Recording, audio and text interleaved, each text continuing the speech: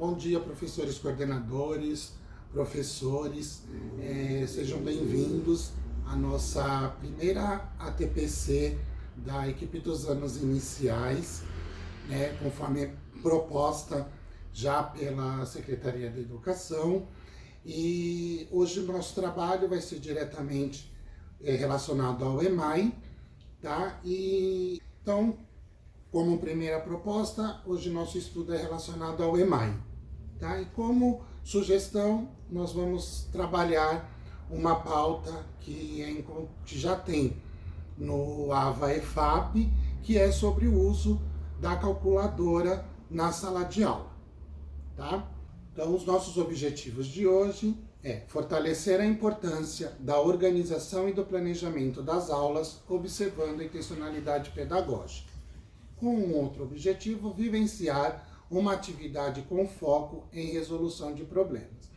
Então, como ponto de partida para nosso trabalho com resolução de problemas, tendo sempre pensando na intencionalidade das atividades que serão propostas, nós vamos utilizar a calculadora para dar andamento e pensarmos um pouco sobre essa resolução de problemas, tá? Quando a gente fala do uso da calculadora, a gente pode pegar uma calculadora normal, como essa daqui, que é uma calculadora de bolso, tá? Ou, caso não tenhamos essa calculadora na escola, a gente pode usar a calculadora encontrada no próprio celular. Lembrando que existem algumas diferenças entre a calculadora do celular e a calculadora de bolso. Mas isso, conforme a gente for falando na reunião, eu vou falando dessas diferenças. Tudo bem? Então, a primeira atividade é uma experiência com o uso da calculadora. É uma atividade bem tranquila, bem divertida para a gente estar trabalhando com as crianças, tá? Então, a primeira pergunta é a seguinte: você vai digitar o número 7.260 em sua calculadora. Aí diga-me como mudar o algarismo zero sem modificar o restante dos algarismos. Um lembrete: quando eu for digitar o número 7.260, eu não coloco ponto quando eu estou utilizando a calculadora. Se eu colocar o ponto, a calculadora vai entender que esse número é um número decimal. Então, eu digito normalmente esse número. Então, voltando à pergunta, eu vou digitar o número 7.260 na calculadora. Como eu vou modificar esse zero sem modificar o restante dos algarismos?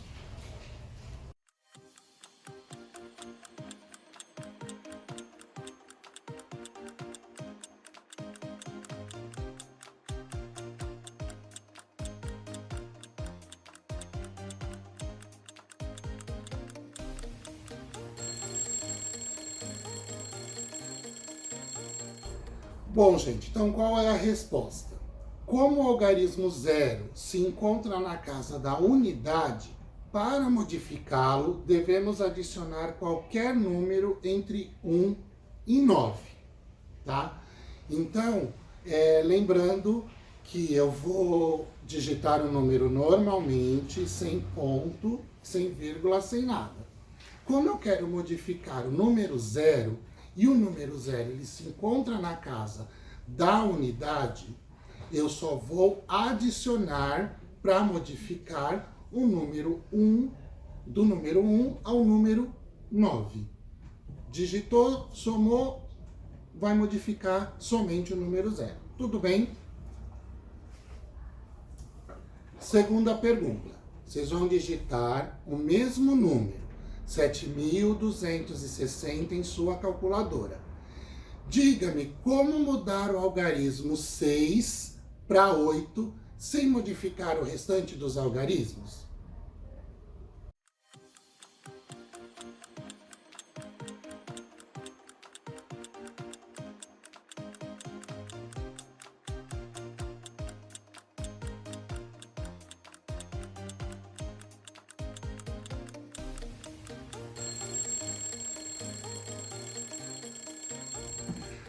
Bom, gente, agora, como o algarismo 6 se encontra na casa da dezena, para modificá-lo, eu tenho que adicionar 20.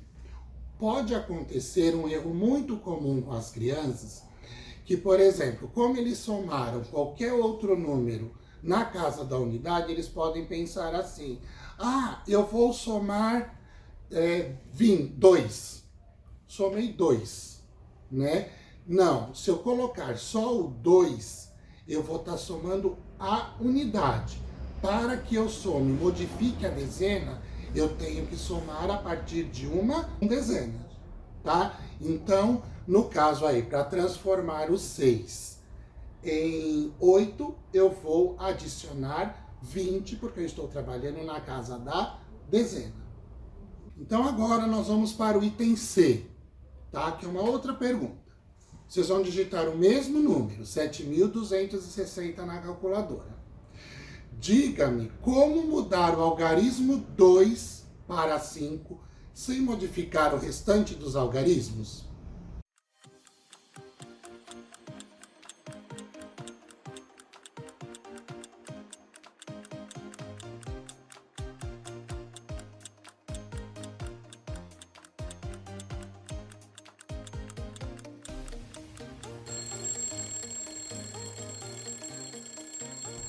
Bom, como agora o algarismo 2 se encontra na casa da centena, para modificá-los, devemos adicionar o número 300, tá? Então, como que está acontecendo essas perguntas? Se vocês puderem perceber, primeiro eu estou fazendo a modificação da unidade, depois eu vou mudar a dezena. Então, como eu já havia falado, quando eu modifico a centena, eu tenho que formar, adicionar números que possam modificar a dezenas. 10, 20, 30, 40 e assim por diante. Como agora eu estou mexendo na casa da centena, para eu fazer a modificação do número, eu vou ter que utilizar algum número que equivale a 100. 200, 300, 400, 500. No caso aqui, eu quero transformar o 2 para 5, então eu tenho que somar 300. A próxima pergunta é sempre utilizando o mesmo número, tá bom? Digite o número 7.260 em sua calculadora. Agora, transforme o 7 em 8.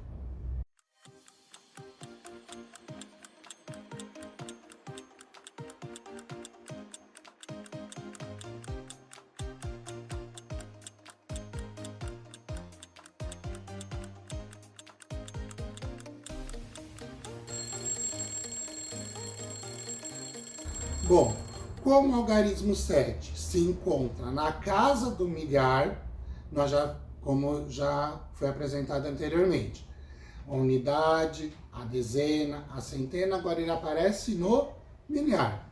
Para eu transformar o número 7 em 8, eu vou ter que adicionar 1000. Ou seja, eu tenho que adicionar um número que contenha casa de milhar. Agora, nós vamos fazer uma outra pergunta, dificultando um pouquinho mais para a gente pensar em mais algumas coisas, tá bom? Então, com o mesmo número, digite o número 7.260 em sua calculadora. Quanto você pode adicionar ou subtrair para transformar o algarismo 7 em alguns dos outros, de 0 a 9?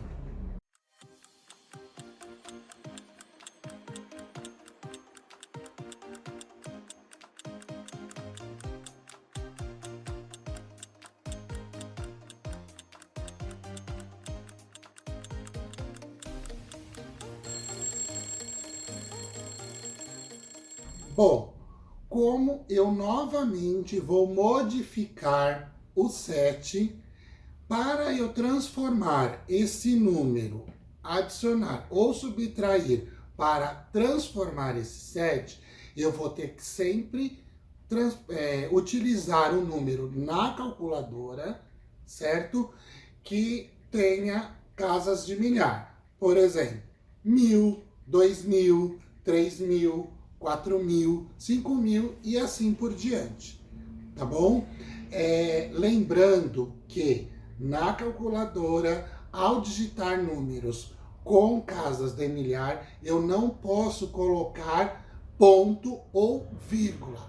O ponto, ele aparece nessas calculadoras de bolso, e em alguns celulares ele põe a vírgula. Se eu coloco ponto, caracteriza o número na calculadora, que é um número decimal, tá? E para eu trabalhar na calculadora, eu sempre digito o número direto. Tudo bem? Agora, eu tenho 2 desafios para vocês. O primeiro é o seguinte. Vocês vão digitar agora o número 8.374 na calculadora. Sem apagar esse número, faça aparecer os algarismos 9 e 6 nos lugares dos algarismos 3 e 4, nesta ordem.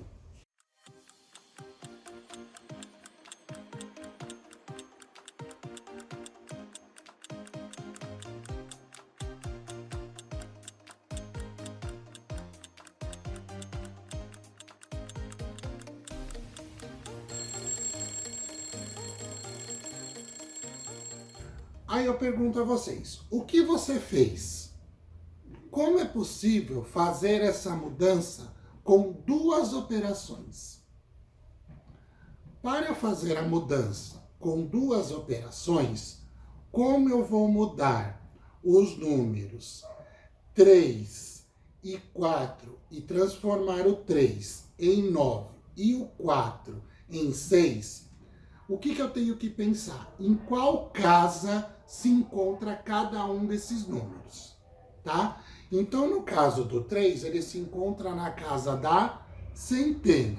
Para eu transformar o 3 em 9, se ele está na casa da centena, eu vou ter que adicionar 600.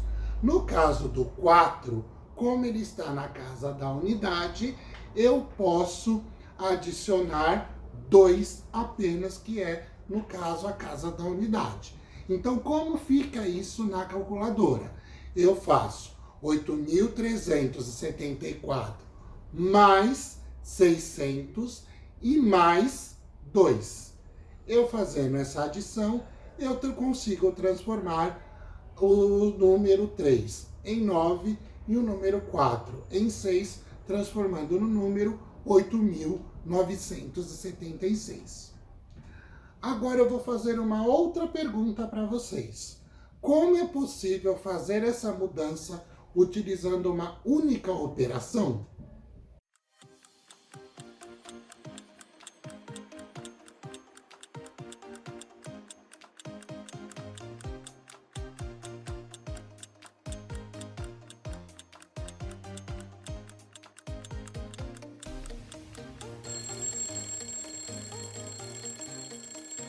Bom, na pergunta anterior, o que nós fizemos com o uso da calculadora? Nós somamos, pegamos o número 8.374, somamos 600 mais 2. Então, nós temos 2 operações aí. Para eu transformar em mais uma operação, deixar apenas em uma operação, eu pego 600 mais 2 e transformo num número só, que seria 602. Então, eu somando o número 8.374 com 602, eu também estou fazendo a modificação dos números na casa da centena e da unidade, utilizando apenas uma operação. Tudo bem? Bom, agora o nosso segundo desafio. Suponhamos que sua calculadora esteja com a tecla 6 quebrada, ou seja, eu não vou poder utilizar a tecla 6. Como você calcularia 6 mais 4 nessa calculadora? Quais e quantas formas são possíveis para resolver esse cálculo sem alterar o número 4?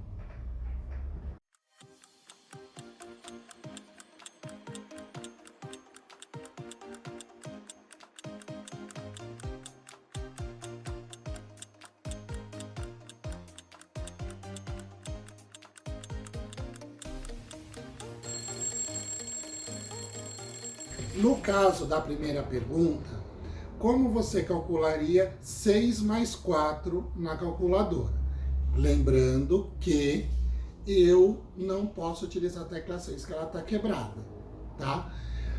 A primeira coisa que eu tenho que pensar nesse desafio é na adição de 6 mais 4 no meu resultado. Então, 6 mais 4 vai dar 10. Eu utilizando esse 4 sem o meu 6, quais outras formas eu posso fazer com que meu resultado dê 10?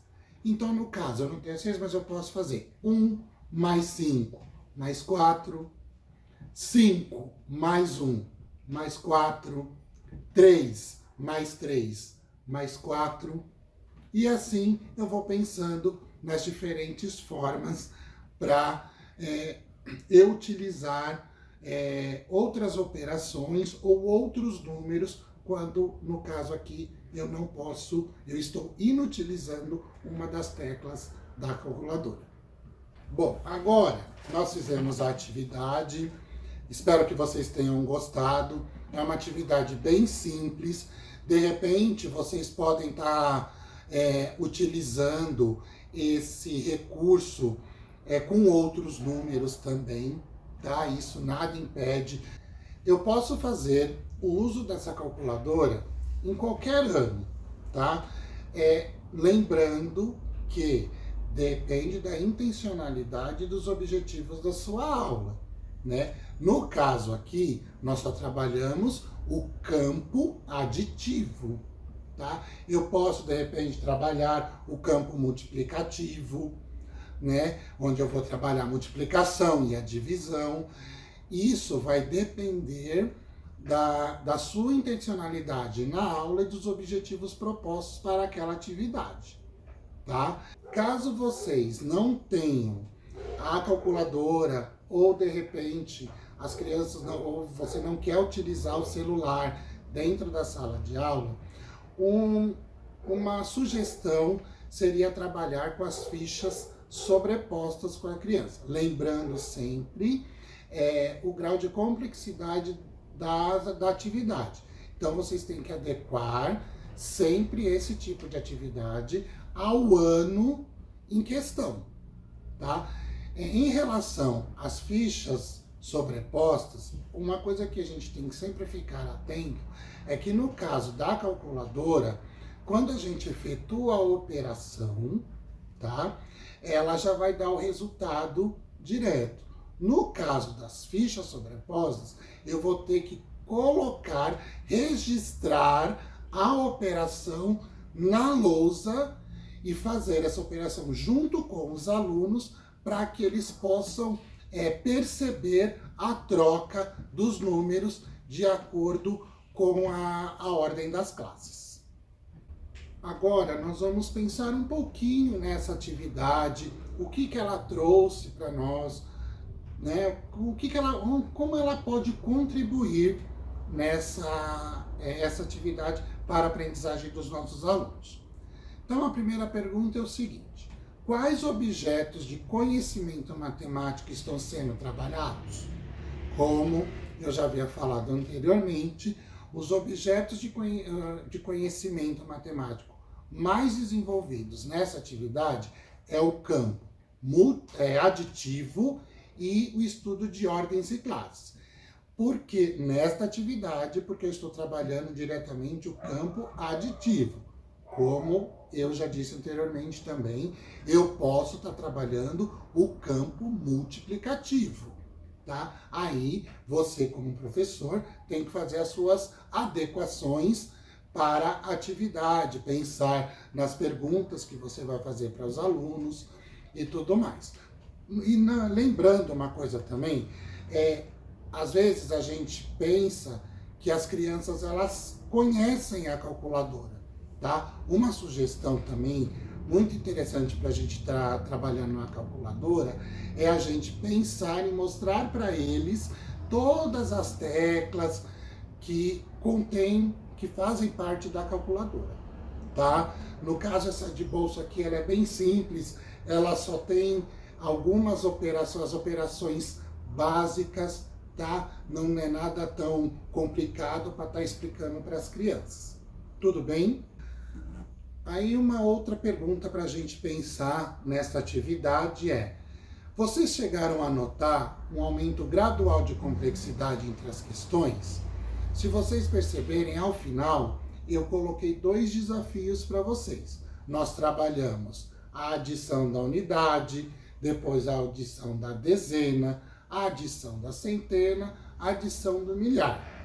Tudo de acordo com o objetivo da atividade, tá?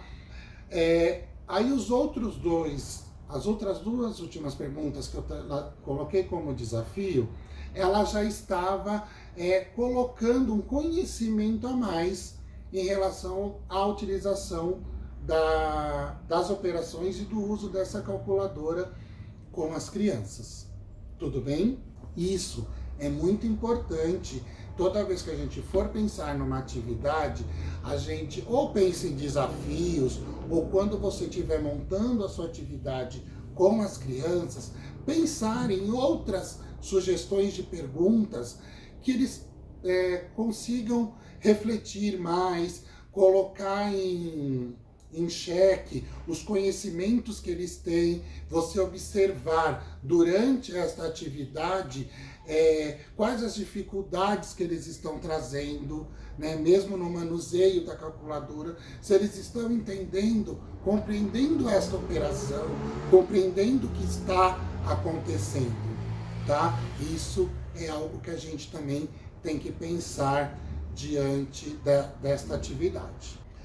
Aqui a terceira pergunta é: quais são as possíveis dificuldades que os estudantes poderiam enfrentar em atividades semelhantes? Então, como eu já disse, às vezes uma das maiores dificuldades mesmo são os alunos conhecerem realmente a calculadora, a função dela, o que cada tecla de repente representa, né? Os símbolos que estão em cada uma das teclas. Essa pode ser algumas dificuldades e de repente mesmo eles, na hora da digitação do número, uma coisa que, lembrando mais uma vez, toda vez que eu for digitar o número acima de 1000, eu não ponho, de 1000 para cima eu não ponho ponto ou vírgula, eu digito o número inteiro, pois quando eu estou utilizando a calculadora, o número, se eu coloco ponto ou vírgula, caracteriza um número decimal. A calculadora,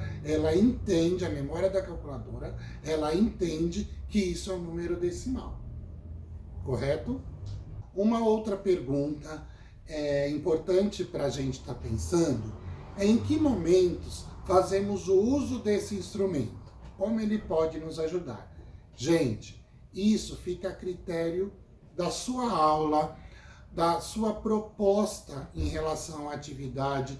De repente eu posso estar utilizando essa atividade da calculadora como um aprofundamento do campo aditivo ou do campo multiplicativo, ou de repente dar como uma introdução em relação ao campo, às operações, né?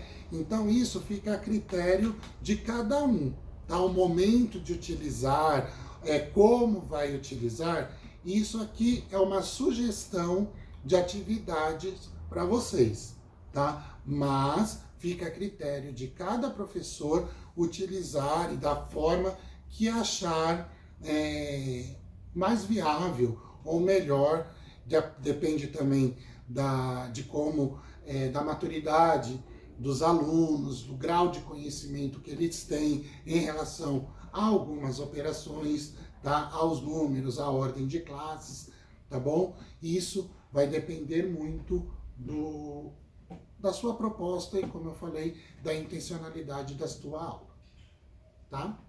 Bom, pessoal, espero que tenham ajudado vocês com essa atividade, contribuído para as atividades diferenciadas também em sala de aula. O uso da calculadora, para muitos, ainda existe alguma certa resistência, porque pensa, o aluno vai utilizar a calculadora na sala de aula e ele vai deixar de pensar em como fazer conta e tudo mais. Não, tá? Você não vai utilizar toda a aula a calculadora. Isso é uma atividade específica e é um bom recurso para a gente estar pensando nos conceitos que estão por trás das atividades, das perguntas. Olha quanta coisa a gente trabalhou com as crianças hoje, né? Nós pudemos trabalhar, como eu já havia falado, do campo aditivo, que para muitos pode ser fácil, mas para outros não. E usando o recurso da calculadora, deixa mais claro para eles pensarem nesses conceitos que estão por trás, né? Apesar, como eu já falei, né? Ainda existem muitas pessoas que têm certa resistência, mas eu acho que a calculadora está a serviço e eles veem também em muitos lugares utilizando essa ferramenta, e eu acredito que nos ajuda muito e nos traz muitas discussões bacanas com eles em sala de aula. Lembrando que esse assunto do uso da calculadora não se encerra nesse encontro de hoje, que futuramente nós traremos outras ideias, outras situações para a gente estar trabalhando na sala de aula utilizando essa calculadora. Ou seja, se essa discussão, esse assunto não se encerra nesse momento, tá? Mais para frente traremos outras atividades, outras ideias para o uso da calculadora em sala de aula. Desde já agradeço a atenção, espero ter contribuído para as aulas de vocês, tá? Muito obrigado e até a próxima.